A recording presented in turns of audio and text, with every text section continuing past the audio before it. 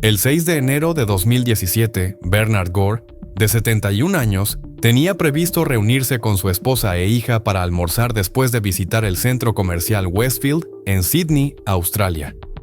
El hombre padecía demencia y en un momento dado entró accidentalmente por la puerta equivocada en lugar de conducir hacia sus seres queridos. Esto provocó que accediera a un sistema de salidas de emergencia restringidas. La entrada de Bernard fue a una maraña confusa de escaleras que se extendían por más de 8 kilómetros, bordeadas de innumerables puertas y pasillos que incluso una persona sana habría tenido dificultades para recorrer en busca de una salida. Sin embargo, Bernard ya estaba atrapado desde el momento en que entró. La puerta autoblocante L407 se cerró de golpe tras él y no podía abrirse desde el interior. Su familia, conmocionada, perdió toda comunicación con él ese mismo día. La búsqueda duró más de 3 semanas interminables, hasta que finalmente hallaron a Bernard lamentablemente sin vida. El pobre hombre había muerto de deshidratación, aguardando ayuda que nunca llegó. Esta historia es solo uno de los muchos casos trágicos en los que personas, sin saberlo, caen en verdaderas trampas mortales de las que no logran escapar. El 20 de diciembre de 2019, Harley Dilly, de 14 años, tuvo una discusión con sus padres por un teléfono dañado. Exigió que le compraran uno nuevo, pero su padre se mantuvo firme y le dijo que tendría que ganarlo. A las 6 de la mañana, Harley cerró bruscamente la puerta y salió de casa con destino a la escuela, aunque, como muchos adolescentes, decidió faltar a clases por rebeldía y, en su lugar, pasó la mañana deambulando por las calles. En su camino, vio lo que parecía ser el lugar perfecto para esconderse y refrescarse. Una vivienda que había estado abandonada durante casi 10 años. Se subió al tejado usando la antena de la torre y nunca llegó a la escuela.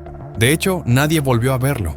La noche siguiente, el 21 de diciembre a las 11:50 p.m., el angustiado padre de Harley, Marcus Dilly, acudió a la oficina de policía de Port Clinton para denunciar la desaparición de su hijo. En ese momento habían transcurrido más de 40 horas desde la última vez que se vio a Harley. No era la primera vez que el joven se ausentaba enojado. Era conocido por su carácter difícil y había desaparecido en ocasiones anteriores, pero siempre regresaba 1 o 2 días después, generalmente temprano en la mañana. Sin embargo, en esta ocasión no fue así. La policía inició de inmediato una búsqueda exhaustiva, recorriendo el vecindario y revisando las cámaras de vigilancia de los alrededores. La única imagen captada de Harley fue justo frente a su casa a las 6:08 de la mañana, solo 8 minutos después de salir, tras caminar aproximadamente 800 metros en unos 10 minutos. Sin embargo, ninguna otra cámara a lo largo de su ruta lo registró. Tras días de búsqueda sin avances, los investigadores decidieron inspeccionar con mayor detalle los edificios cercanos, incluida aquella misma casa abandonada, que hasta entonces solo habían examinado desde el exterior. La vivienda se encontraba justo frente al lugar donde Harley fue visto por última vez, a unos 100 metros de distancia. Exactamente 23 días después de su desaparición, el 13 de enero de 2020, la policía ingresó a la casa en el segundo piso, cerca de una rejilla conectada a la chimenea. Allí encontraron la chaqueta acolchada marrón de Harley y sus gafas. Luego decidieron revisar la chimenea, y allí fue donde finalmente lo localizaron. El cuerpo de Harley estaba atrapado en lo profundo del estrecho conducto. Los investigadores concluyeron que, el día de su desaparición, Harley había intentado ingresar a la casa por la chimenea, posiblemente con la esperanza de recuperar algo, pero el espacio era demasiado reducido. Solo tenía 30 centímetros de diámetro, por lo que, incluso con sus 45 kilogramos, no había espacio para moverse, girar o escapar. Finalmente, tras horas de estar atrapado, la presión en su pecho y abdomen impidió que sus pulmones se expandieran, provocando la muerte por asfixia compresiva el mismo día en que desapareció. Los adolescentes son conocidos por tomar decisiones impulsivas. Según el Centro Nacional para Niños Desaparecidos y Explotados, corresponden a fugitivos en riesgo de extinción. Aunque muchos regresan a sus hogares, otros nunca tienen esa oportunidad. Pero en nuestro próximo caso, la persona no era un adolescente imprudente, y aún así no logró evitar caminar directamente hacia una trampa mortal el 14 de diciembre de 2002. Sean Doyle, de 25 años, su amigo Michael Wright y la novia de Wright estaban consumiendo bebidas en un bar local en Nueva York. Era viernes por la noche, el alcohol fluía abundantemente y ninguno de ellos parecía demasiado preocupado por presentarse al trabajo con resaca. A la madrugada siguiente, aproximadamente a las 4 de la mañana, el grupo salió del establecimiento y comenzó a caminar juntos hacia sus viviendas. Sean y Michael también eran vecinos. Residían en el cuarto piso del mismo edificio de apartamentos en South Street, una de las zonas más exclusivas de la ciudad.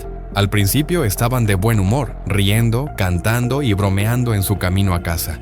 Pero después de unos minutos el ambiente cambió, y Michael de repente se enfrentó a Sean.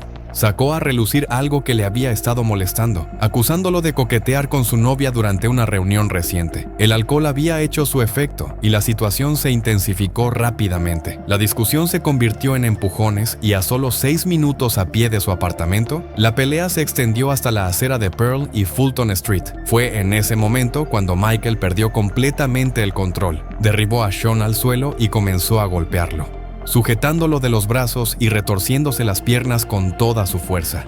Sean le suplicó que se detuviera, gritando desesperadamente: «¡No me rompas las piernas!». Pero lo que sucede en las peleas de borrachos es que las personas dejan de pensar con claridad. Un movimiento en falso y es demasiado tarde para retractarse. Así que cuando Sean finalmente logró ponerse de pie, Michael lo empujó de nuevo. Sin embargo, esta vez, Sean cayó directamente en una alcantarilla abierta en la acera. Resultó que la alcantarilla conducía a un túnel de vapor donde la temperatura alcanzó niveles importantes, 148 grados Celsius. Sean había sobrevivido a la caída, pero ahora estaba sumergido en agua hirviendo sin posibilidad de escapar. Un transeúnte aterrorizado llamó de inmediato al 911. La policía, los bomberos y los médicos llegaron rápidamente, pero había un problema mayor: el calor extremo y el vapor denso dificultando la entrada al túnel. Los servicios de emergencia contactaron a Consolidated Edison, la empresa encargada del suministro de vapor, y solicitaron un corte de emergencia. Sin embargo, los retrasos en la llegada del equipo nocturno ralentizaron las operaciones y cada minuto que pasaba aumentaba el dolor inmenso de Sean. Finalmente, los rescatistas intentaron lanzarle una cuerda. Sean la alcanzó, pero su piel estaba tan quemada que se desprendió al intentar agarrarla. 4 horas después, lograron cortar el suministro de vapor y el ambiente comenzó a estabilizarse. Pero para entonces, Sean ya había dejado de responder, y quedó en evidencia que su destino sería su cuerpo sin vida. La causa oficial de su fallecimiento fueron quemaduras severas por vapor y quemaduras por escaldaduras. La doctora Judy Melan, médica forense, describió posteriormente el caso como el peor que había visto. La piel de Sean había quedado completamente quemada y sus órganos internos prácticamente cocidos desde el interior, siguiendo la tragedia. Michael Wright fue inicialmente acusado de asesinato en segundo grado, pero posteriormente los cargos fueron retirados y el caso fue reclasificado como accidente, debido a la falta de evidencia que demostrara que el empujón directo a la alcantarilla había sido intencional. Una simple pelea entre borrachos, entre 2 amigos, terminó con la muerte de uno y una carga de culpa para el otro. El siguiente hombre en nuestro relato también encontró su propia trampa mortal sin querer, pero esta vez ocurrió durante una jornada laboral en la tarde del 24 de octubre de 2003, aproximadamente a las 6 de la tarde. El ingeniero alemán de 27 años, Marco Crowler, se encontraba trabajando a bordo del buque portacontenedores London Express, atracado en el puerto de Savannah, Georgia.